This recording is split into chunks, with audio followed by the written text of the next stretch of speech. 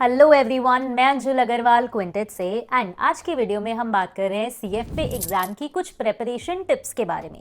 यानी कि वीडियो को एंड तक देखेंगे एंड समझेंगे कि एग्जाम प्रिपेयर करने के लिए क्या क्या इंपॉर्टेंट चीजें हैं जो हमें ध्यान में रखनी है। शुरू करते हैं विदाउट एनी डिले। सबसे पहली चीज जो आपको ध्यान में रखनी है वो है सीएफए एग्जाम स्ट्रक्चर को अच्छे से समझ लेना है। सीएफए में 3 लेवल्स आप क्लियर करेंगे, लेवल 1, लेवल 2, लेवल 3।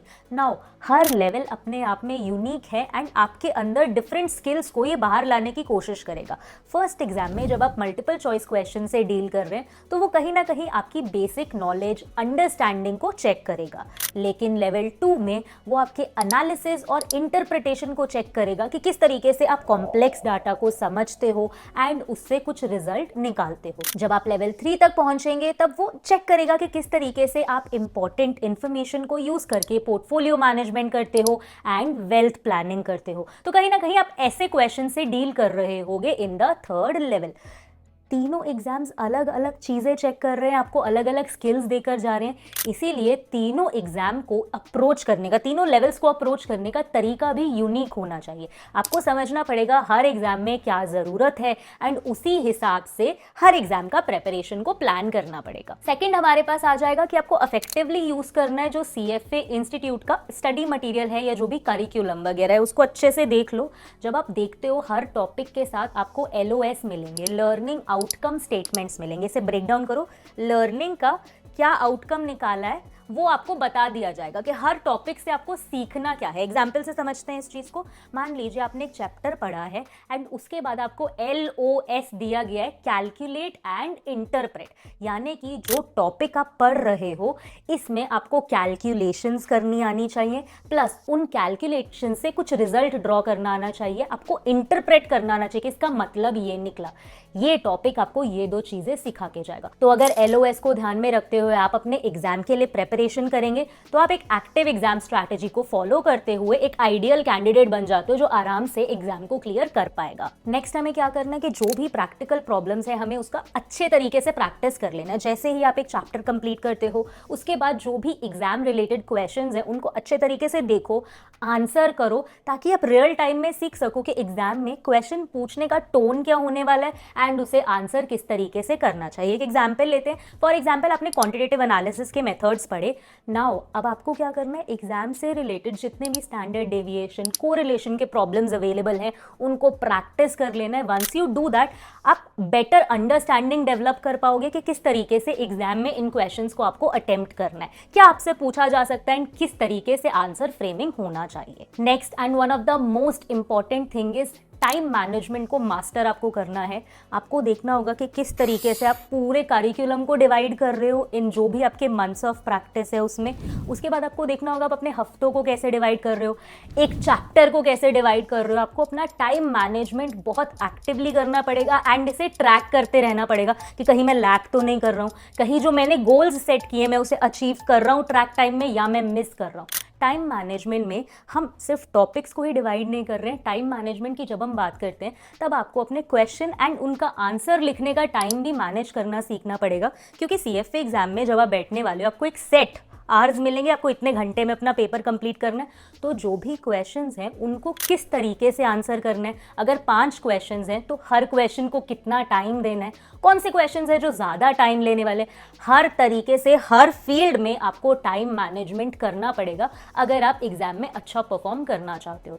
तो 2 चीज़ें हमने यहाँ पे समझी कि किस तरीके से अपना डे टू डे लाइफ का आपको टाइम मैनेजमेंट करना है, प्लस हमने समझा कि एग्जाम का जो टाइम है उसको भी हमें कैसे मैनेज करते हुए सीखना है। नेक्स्ट हम बात कर रहे हैं मॉक्स। आपके बेस्ट फ्रेंड्स हैं, आपको एम्पल ऑफ मॉक्स को प्रैक्टिस करना है एंड ये चीज़ ध्यान में रखनी है, सिर्फ लास्ट मंथ में आके या लास्ट हफ्ते में आके मॉक्स को नहीं उठाना है।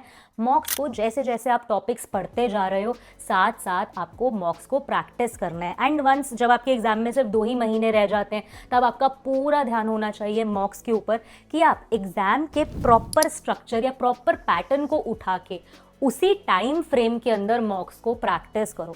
And once you have done the mock, check करो क्या आंसर सही है क्या गलत है। थर्ड एंड फाइनल स्टेप होगा, जो भी आपकी गलतियां हैं उनसे सीखो कि आपने एग्जाम लिखते हुए क्या सोचा जिसकी वजह से आपने ये आंसर फ्रेम किया जो कि गलत है। उस मेंटालिटी, उस माइंडसेट को वहां से करेक्ट करके चलो। मॉक्स करने का फायदा सिर्फ तभी होगा। मॉक्स आपको सिखा के जाएंगे किस तरीके के क्वेश्चंस पूछे जाते हैं, कैसे टाइम मैनेजमेंट करना है, आपके वीकर सेक्शंस क्या हैं, आपके स्ट्रॉन्ग सेक्शंस क्या हैं। एंड इस हिसाब से जब आप मॉक्स प्रैक्टिस करते हो तो आप एक्टिवली अपना एग्जाम स्ट्रैटेजी डिजाइन कर सकते हो। प्लस स्ट्रेस मैनेजमेंट में भी ये एक्टिवली आपको हेल्प करेगा क्योंकि आप एग्जाम से पहले ही एग्जाम दे चुके हो। नेक्स्ट, सीएफए का एक बहुत इंपॉर्टेंट पार्ट है एथिक्स सेक्शन। एंड कहीं ना कहीं हम क्या करते हैं, इसे इग्नोर कर देते हैं कि ये तो कॉमन सेंस बेस्ड चीज है, ये तो हम अपने आप ही कर लेंगे, इसे ज्यादा पढ़ने की जरूरत नहीं है। पर ऐसा नहीं है। सीएफए इंस्टीट्यूट का बेसिक जो है या जो क्रिटिकल स्टैंडर्ड है वो एथिक्स है। सीएफए इंस्टीट्यूट का जो रेपुटेशन है वो एथिक्स पे बेस्ड है। तो एथिक्स का जो एग्जाम होता है वो आपको चैलेंज करेगा कॉम्प्लेक्स सिनारियोज देख के, एंड आपको बताना होगा कि कैसे आप नेविगेट करोगे इन सिनारियोज के अंदर, जिसके लिए आपको काफ़ी प्रैक्टिस की ज़रूरत पड़ेगी। तो एथिक्स को आपको, जैसे आप बाकी सब्जेक्ट्स को टाइम दे रहे हो, आपको एथिक्स को भी एक्टिवली टाइम देना पड़ेगा। सीखना पड़ेगा कि किस तरीके से सीएफए इंस्टीट्यूट आपको सिखाना चाहता है कि कॉम्प्लेक्स सिनारियोज में नेविगेट करते हुए आप एक अच्छे डिसीजन मेकर बन पाओ। तो एथिक्स सेक्शंस एग्जाम में भी आपका कहीं ना कहीं एक टाई ब्रेकर बन जाएगा, एक ऐसा सब्जेक्ट बन जाएगा जो डिसाइड करेगा, डिसाइडिंग फैक्टर होगा कि आप एग्जाम्स क्लियर कर रहे हो या आप एग्जाम्स क्लियर नहीं कर रहे हो। तो एथिक्स सेक्शन पे आपको अच्छे तरीके से फोकस करना है एंड उसे एक्टिवली टाइम देना है। नेक्स्ट, एग्जाम्स को एक्सेल करने के लिए आपको अपने इंफॉर्मेशन रिटेनिंग कैपेसिटी पे भी काम करना पड़ेगा कि जो भी आप पढ़ रहे हो 6 महीने के टाइम स्पैन के अंदर किस तरीके से उसे दिमाग में फ्रेश रखा जाए। देखो, इसके लिए हम 2 टेक्निक्स यूज करेंगे। फर्स्ट होगा केस स्टडीज प्रैक्टिस करेंगे ताकि जब भी हम किसी भी कॉन्सेप्ट को पढ़ रहे हैं वो कॉन्सेप्ट हमारे दिमाग में बैठ जाए, इंप्रिंट हो जाए अच्छे तरीके से।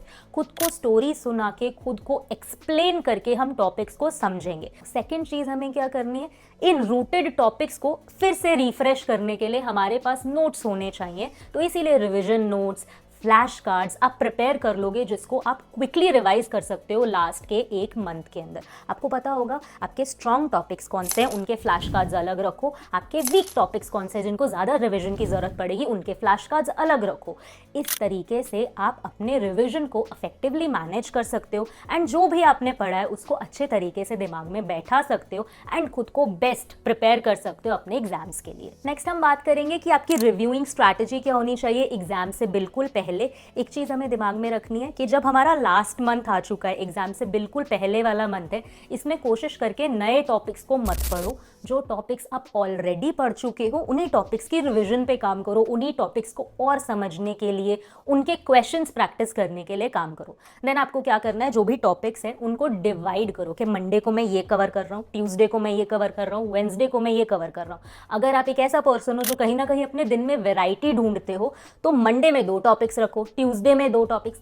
इस तरीके से आपके पास एक प्रॉपर स्टडी प्लान होना चाहिए, तभी आप सारे टॉपिक्स को कवर कर पाओगे। एक और चीज हमें ध्यान में रखनी है कि मॉक्स कम से कम 2 महीना पहले आपको प्रैक्टिस करने शुरू कर देने चाहिए। बिल्कुल एंड मोमेंट पे अगर आप मॉक्स प्रैक्टिस शुरू करते हो तो कहीं ना कहीं वो आपको स्ट्रेस देगा अगर आप अच्छा परफॉर्म नहीं करोगे मॉक्स के अंदर। तो बेटर है कि 2 महीने पहले मॉक्स शुरू करो। फाइनली अपने एग्जाम प्रिपरेशन के लिए आप एक्टिवली सपोर्ट भी सीख कर सकते हो। जो भी ऑनलाइन फॉर्म्स है, वेबिनार्स है, इनको अटेंड कर सकते हो। आप क्विंटेज को भी ज्वाइन कर सकते हो, जहां पे जो भी ऊपर हमने चीज़ों की बात की वो सारी चीज़ें हमारे इंडस्ट्री एक्सपर्ट्स ध्यान में रखते हुए करिकुलम डिज़ाइन करते हैं, आपको हेल्प करते हैं, मोटिवेट करते हैं कि किस तरीके से आप इफेक्टिवली अपने एग्जाम को अटेम्प्ट कर सकते हो, किस तरीके से टॉपिक्स की प्रैक्टिकल एप्लीकेशन को एक्सप्लोर कर सकते हो। एंड 24/7 असिस्टेंस आपके पास रहता है, जिसकी वजह से कभी भी कोई भी डाउट आता है तो वो चीज़ आप वहीं पे क्लियर कर सकते हो। तो कहीं ना कहीं ये सारी चीज़ें जब आप कर लेते हो, ध्यान में रखते हो, तो आप अपने एग्जाम के लिए एक्टिवली खुद को प्रिपेयर कर रहे हो एंड ये सारी बेस्ट स्ट्रैटेजीज या बेस्ट प्रेपरेशन टिप्स बन जाती हैं। तो होपफुली वीडियो इन्फॉर्मेटिव लगाओ। अगर आपके एग्जाम प्रेपरेशन में इन सब चीज़ों की वजह से कोई भी बेटरमेंट आने वाला है तो hit the like button, subscribe us ऐसी ही वीडियोस के लिए। मिलेंगे और टॉपिक्स के साथ जल्द ही, तब तक के लिए हैव अ गुड डे।